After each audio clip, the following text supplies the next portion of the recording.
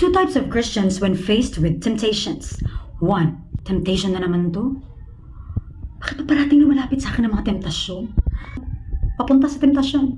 Lord, ayan na Lord. Kakasala na naman ako. Tapos magra-rationalize. God is gracious. God is loving. God is forgiving. He'll forgive me again and again. Lord, isang beses na promise. Lord, wala namang nakakakita.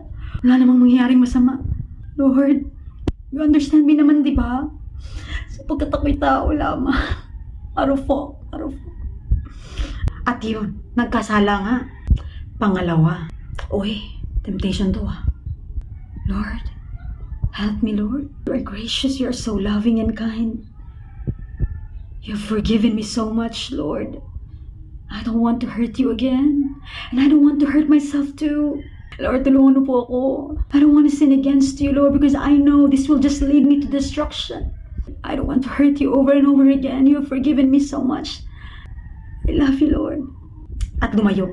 At hindi na-give in sa kasalanan. Sino ka doon sa dalawa? No one is exempted. All of us face the same kind of temptations every day. But let us be reminded that the kindness, forbearance, patience of God is intended for us to repent. It's not a license for us. It's not an avenue for us to keep on sinning. Sobrang buti ng Panginoon sa buhay natin. Grabe yung kapatawaran, grabe yung mga blessings, grabe ang grace ni Lord sa buhay natin. And sabi pa nga, the more we'll experience His forgiveness, the more we would want to love and serve Him according to His ways, not ours, not on our own terms and condition. God loves you and me. He doesn't want us to keep on sinning dahil killjoy siya. He doesn't want us to sin because He knows that sin will just destroy us.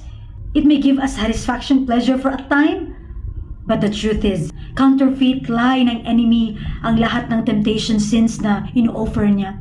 We can only enjoy life truly and fully if we are right with God, if we are doing what is right before Him. Kaya let's be wise with our choices. Let's allow the grace of God to empower us with our weaknesses. Let's allow God's grace to change us to be more like Him. Again, let's not use the grace of God to continue sinning. Let's use this as catalyst, as a force, as the strength to flee from evil, to resist the devil. Everything that we do has a consequence. Mabuti man o mali, merong fruit yan. Anong fruit ang gusto mo? Mabuti o masama? Choice mo yan. God bless!